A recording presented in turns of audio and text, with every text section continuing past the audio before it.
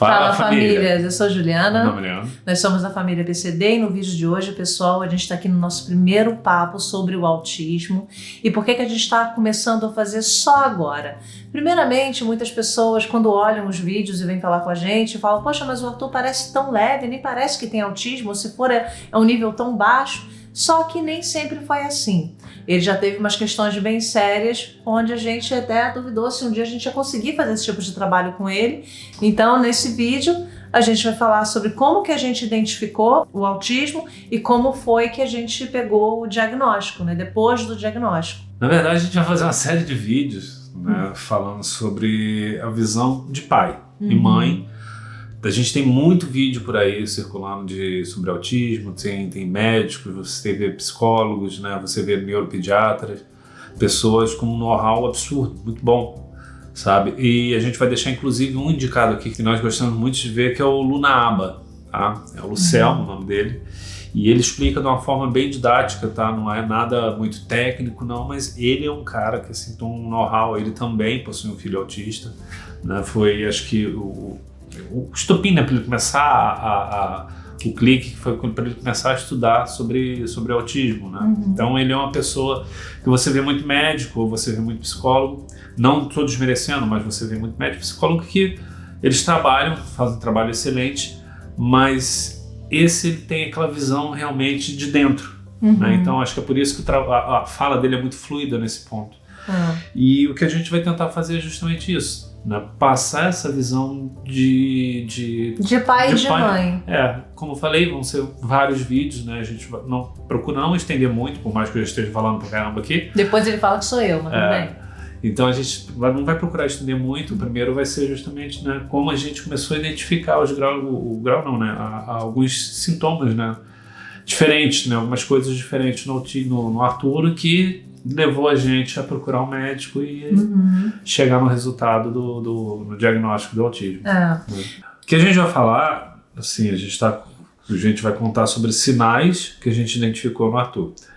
Óbvio que a infância dele não foi só isso, né? Para quem pensar, caramba, mas não foi só isso. Teve vários momentos divertidos como qualquer outra criança. Sim. Né? E momentos também de criança.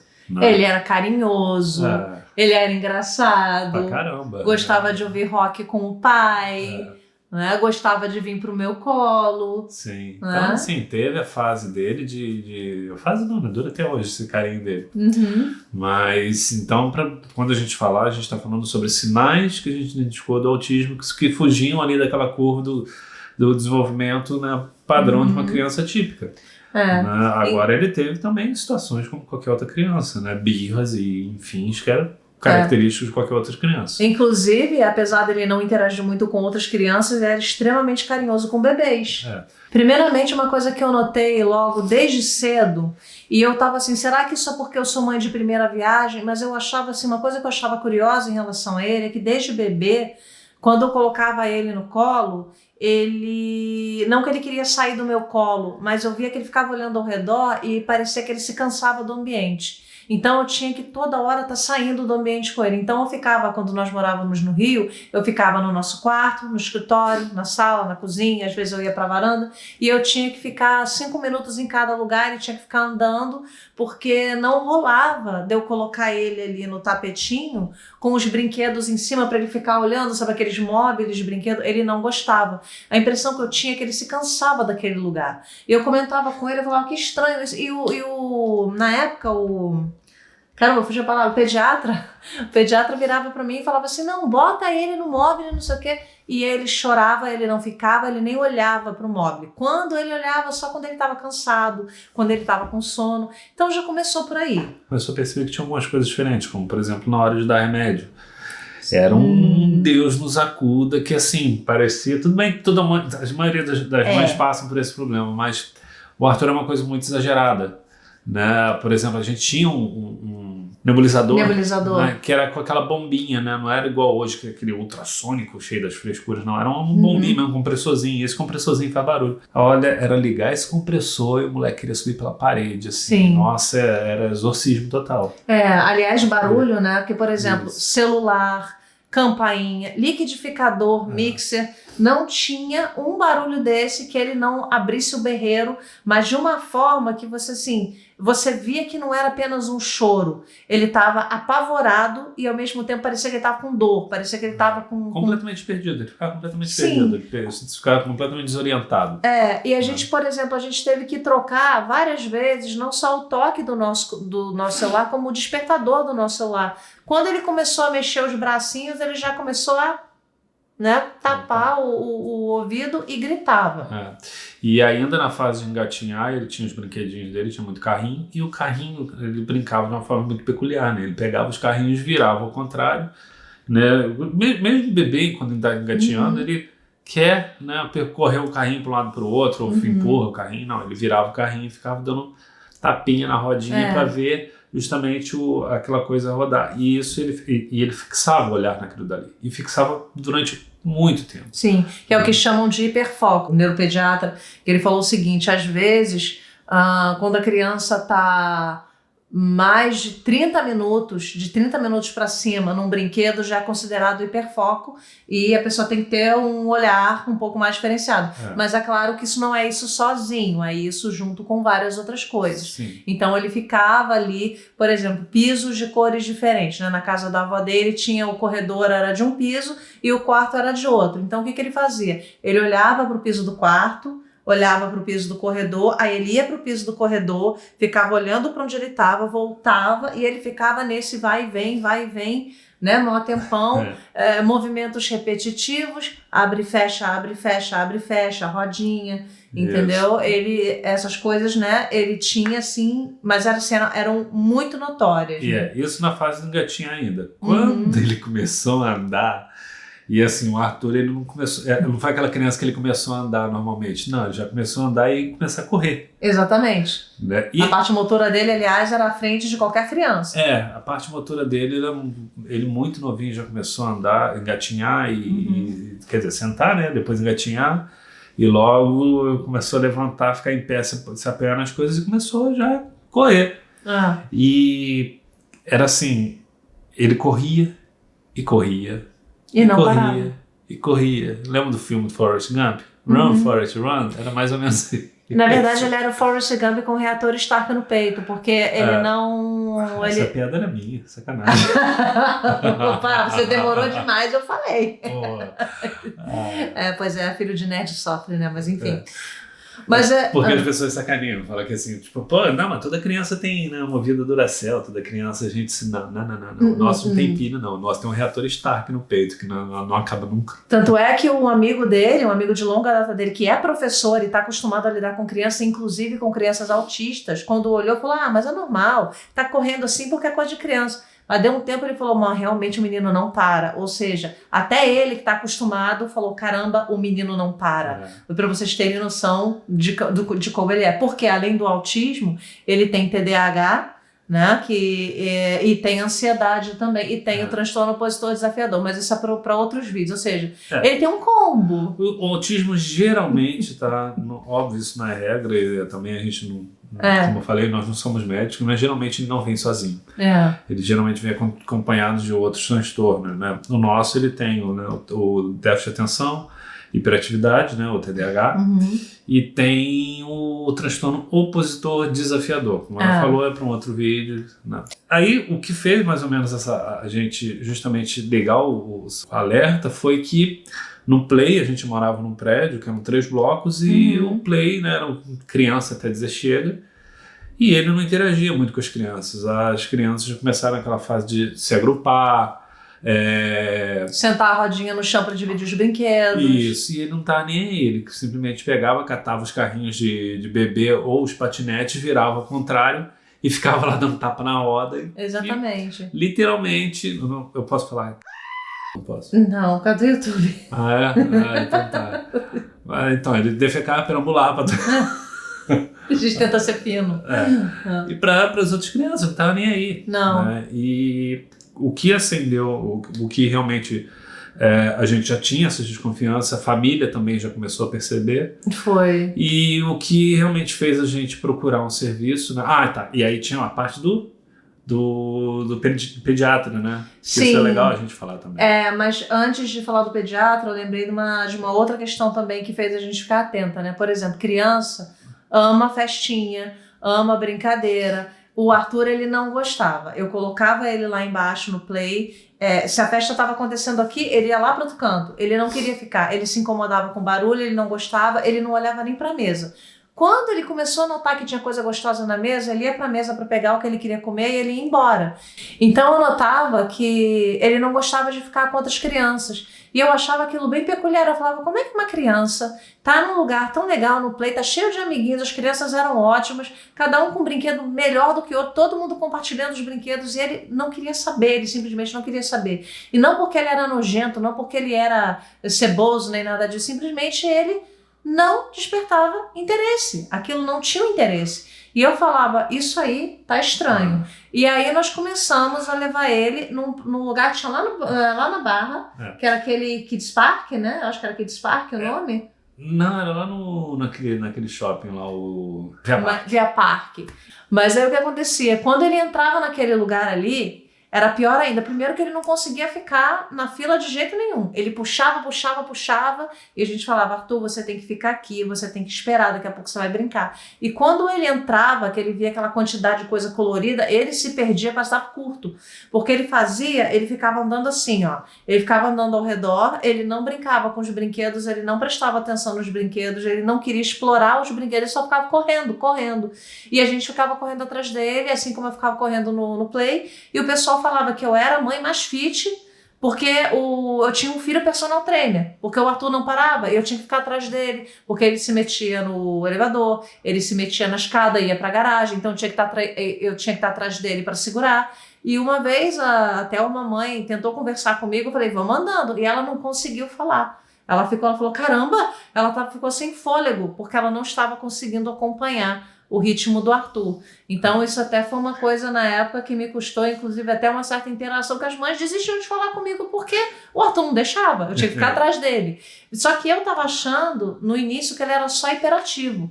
Quando eu comecei a ver que ele não estava identificando os brinquedos, e quando ele identificava, ele olhava para o parafuso, ele olhava para o alto relevo, ele olhava para as coisas que tinham, assim, por exemplo, no escorrega, né? Tu sabe aquele detalhe que você não vê? Tem uma rachadura ali no plástico. Ele ficava olhando, era aquilo ali que ele olhava. Eu falava, que interessante, olha como ele presta atenção no brinquedo. Ele parece que ele estava querendo ver como é que isso funciona, mas ele não sabia como. Então, isso é bem difícil. Então, assim, uma vez, foi no Barra Shopping? Não foi no Barra Shopping. No Barra Shopping que a gente levou, ele começou a andar com um bumbum no banco, e a gente falou assim, cara, tem alguma coisa diferente, porque ele não... Tudo bem, parecia coisa de criança, mas era um pouco mais peculiar, né? Que ele ia se arrastando com o bumbum no chão e no banco. E era a diversão dele, Era a diversão dele, mas também a escola, na época, ele já estava na escolinha, e a escola também chamou a gente falando que, né, eles identificaram algumas coisas, né, diferentes, que seria legal a gente procurar Não, na verdade foi... escola? Não, foi uma coincidência. O que aconteceu foi que nesse dia, aliás, é um alerta para vocês, tá? Foi quando a ficha realmente caiu. A gente já sabia que tinha alguma coisa, mas o que acontece é que o pediatra dele, na época, que apesar de ser um excelente pediatra, ele falava pra gente, não, autismo agora é modinha, esse menino não tem nada de autismo, muito pelo contrário, é muito esperto. Aí você vê, né, o que ele sabia, porque quem disse que autista é burro, autista é mais esperto que a gente, entendeu? Então ele começava a dizer que não tinha nada, que ele era apenas levado. E aí, o que a gente pensou na época? Bom, o pediatra está falando que ele não tem nada, mas a gente começou com aquele, não, mas tem alguma coisa que não está batendo, tem alguma coisa que está estranha. Quando ele começou com esse arrasta-bumbum ali no chão, a gente caiu a ficha e falou, não, realmente a gente precisa de uma ajuda. E aí eu conversando com uma mãe, acho que nesse mesmo dia, 2 dias depois, eu não lembro, eu conversei com uma mãe nesse Kids Park, que ela estava com um filho autista lá, e ela falou que quem identificou o autismo do filho dela foi o neuropediatra. Pediatra, ela diagnostica doença, autismo não é doença, autismo é uma condição neurológica, tá? E quem tem um olhar voltado para isso é o neuro, porque ele tem formação em neuropediatria. Existem psicólogas que têm formação em neuropediatria? Sim, mas se ela não tiver, ela não pode falar para você, você está perdendo seu tempo. O que existe hoje é o seguinte, você trabalhar, hoje quando você procura um neuropediatra, ele vai trabalhar com uma equipe multidisciplinar. Ele vai pedir exames médicos, esses exames não são, o autismo se identifica com o exame médico, você não chega lá, se algum médico chegar, não, faz uma imagem da criança falando para ver se ele tem autismo, pode esquecer que não é. Então assim, ele vai trabalhar com uma equipe multidisciplinar, tá? Tem alguns traços, algumas características, gente, como eu falei, vou deixar aqui o link do vídeo lá do Luna Aba, ele explica isso muito melhor do que a gente. Mas tem algumas características que os médicos avaliam, né? Questão de socialização, né? O prejuízo social que a criança tem, prejuízo de fala. Então, como eu falei, é uma equipe multidisciplinar. Vai fazer parte aí fono, médicos também, né? No caso os pediatras também, porque ele vai precisar fazer essa interação com o pediatra também. Mas quem dá o diagnóstico é o neuropediatra. Tá? É o neuro. Junto com uma equipe multidisciplinar para trabalhar nessa avaliação, porque às vezes a pessoa pode achar que também é autismo e a criança de repente tem um problema neurológico mais severo, algum outro tipo de transtorno, né, alguma síndrome. Exatamente. Né? Então o Júlio, por exemplo, mais novo, foi pedido uma cambada de exames genéticos, inclusive. O geneticista falou que ele tinha a testa muito protuberante, que os lábios também eram grandes. Eu fiquei olhando pra cara dele, gente, eu acho que eu devo ser muito doida, porque eu não tô vendo nenhuma normalidade no rosto do meu filho. Mas ela viu. Então a gente fez, não deu nada. E inclusive o Julian foi diferente do Arthur, porque quando o Julian nasceu, ele desenvolveu muito bem e depois ele foi decaindo, que é o chamado autismo regressivo, né? Que a criança desenvolve até no máximo uns 3 anos e aí ela começa a decair, ela vai parando de falar, que foi o caso do Julian, né? O Julian desde pequeno pegava o carrinho e ele rodava a rodinha, mas ele pegava e fazia, né? Todos os traços, ele tinha a coordenação fina do Julian, era muito boa, ainda é muito boa, melhor do que a do Arthur. E ele começou a falar, começou a soltar as palavras, de um dia para o outro ele parou. Mas foi assim, foi de um dia, não foi aquela coisa que vai caindo, assim, não, foi de um dia para outro, assim, pum. Então, assim, o que acontece? A gente está passando esse vídeo como a gente falou, a visão de pai. Se você é pai e mãe, você percebe que tem alguma coisa que tipo, tá fora do padrão, ou se chega alguém para você também, poxa, tem alguma coisa diferente, como aconteceu no caso dela, ela tem uma amiga que... Ela mostrou, hoje a gente consegue bem que olha as crianças na rua, né? A gente fala, tem alguma coisinha ali que... Porque o olhar muda, sabe? A gente começa a pesquisar, a gente muda. Então, ela tem uma amiga que teve um filho, a gente identificou alguns sinais, ela entrou em contato com essa amiga, falou com ela, mas falou com todo jeito possível, aquela coisa toda. E a amiga foi mega ríspida com ela e, sabe, acho que bloqueou, inclusive. Acha não, ela me deu um bloco. Deu um bloco? Amizade de anos, ganhei um bloco. Mas... pois é. Então tem gente que é aquela coisa, não, com meu filho não pode. O problema é que se ele realmente tiver, quem vai ser o maior prejudicado é a criança, porque vai ficar anos aí sem entendimento, anos aí sem um diagnóstico e sabe, e é tempo perdido. É tempo perdido e eu vou dizer também, é um estresse muito grande, inclusive até pro casal, porque já aconteceu das pessoas já aconteceu das pessoas virarem pra mim e falar assim, eu tô achando que tem alguma coisa no meu filho. Ela fala e eu digo, olha, isso é um sintoma, tá? Procura um neuro pra você dar uma olhada. Ela o problema é que eu quero ver, mas o meu marido não vê, ou vice-versa, já teve o contrário. Um tá sempre negando. E aí o que acontece? Assim, uma coisa que eu falo pra vocês, não adianta você negar uma coisa que você está vendo que o teu filho tem, você está negando para você, porque a sua negação não vai fazer com que ele melhore, muito pelo contrário, só vai fazer com que ele piore. E olha, eu vou te dizer, a qualidade de vida do teu filho cai muito se você não tivesse olhar para ele. Assim, eu sei que é difícil, eu sei que não é fácil, eu sei que as pessoas ficam, poxa, mas por que comigo, por que com meu filho? Cara, não é hora de você fazer essa pergunta, é hora de você chegar e falar, tem essa questão com meu filho, o que eu posso fazer para que ele tenha o melhor tipo de vida possível, a melhor qualidade de vida possível, como eu posso garantir isso para minha família, para o meu filho, porque a vida do teu filho, ele vai não só com você, não vai interagir com você, mas ele vai interagir com várias outras pessoas ao redor dele, na escola, no trabalho, no social, né? Ele vai fazer amigos, vai ter relacionamentos, e você pode estar prejudicando o teu filho de N formas, pode não. Porque... vai prejudicar, e principalmente na fase escolar, é uma fase muito importante, porque... Isso, inclusive, é assunto para um outro vídeo também. Quando você tem uma criança especial, assim, não adianta, as outras mães, outros pais, eles não conseguem entender. Tem, óbvio que, né, isso daí infelizmente, a minoria. Né? Felizmente, a minoria. Mas tem, tipo, aquelas pessoas, né, que não entendem, não adianta, e mesmo tendo crianças especiais, também não entendem e prejudicam outras e não quer saber, meu filho, em primeiro lugar, não quero saber do seu problema. Exatamente. E assim, tá nem aí, sabe? Não tá nem aí, vai passar por cima de você igual um trator e você vê instituições escolares também. Então, se você não tiver ali com todo um aparato por trás, sabe, munido de profissionais, sabe, de um neuropediatra, de uma psicóloga, das leis, principalmente leis, né, e uma fono, entendeu? Tiver essa galera por trás, é óbvio que nem todo mundo tem condição de ter, mas se eu não me engano, eu acho que já tem ótimos serviços, acho que tem as AMAs, né, dos estados, então é legal as pessoas procurarem para procurar da melhor forma possível.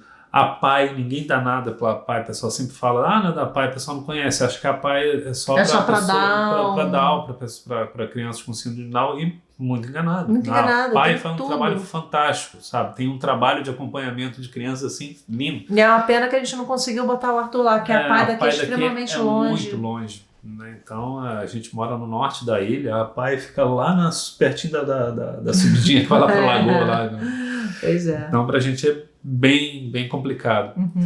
Mas então o vídeo de hoje foi basicamente para isso, sabe? Se você está identificando alguma coisa diferente na sua criança, procura um neuropediatra, entra em contato com o seu pediatra, fala com ele também. O seu pediatra vai te indicar um bom neuropediatra.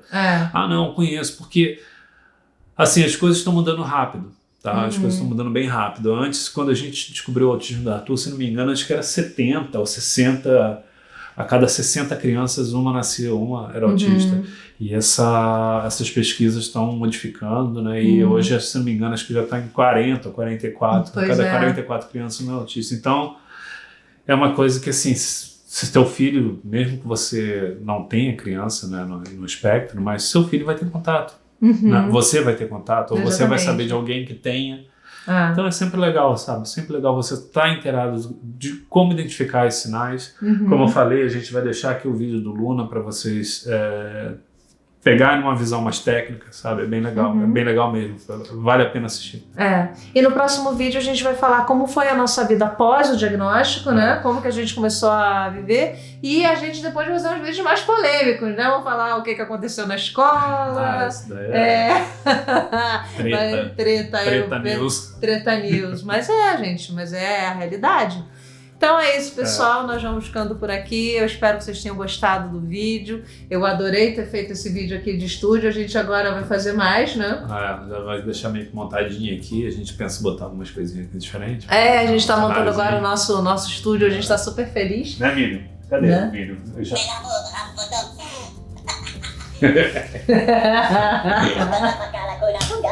Meu Deus do céu. Mas é uma criança grande, né? Cadê? Eu tenho os meus dois aqui. Então é isso, pessoal. Chega de brincadeira. Vamos ficando por aqui. A gente compra para as crianças, a gente acaba usando. Mas lógico, né? Às vezes a gente usa a criança como pretexto para comprar o brinquedo. Igual meu tio, querer me levar pro circo. Desculpa de ir pro circo. Aí que ele pegou o sobrinho chato pra caramba, não gosta de circo. Pois aí não gostava de circo, não queria ir. Imagina. Eu adoraria, mas o meu tio, no caso, que era o chato, não levava. Mas, enfim. Gente, vamos ficando por aqui. Espero que vocês tenham gostado. Sim. Mais uma vez. Um beijo, um queijo. Beijo, não, isso do Viver no Mundo Afora. Não se esqueça de deixar o seu like. Como é que é? Deu branco. Caraca! Não esqueça de deixar o seu like. Clique em se inscrever. Ativa o sininho. E compartilha. E deixe seu comentário, ok? Até o próximo vídeo. Tchau.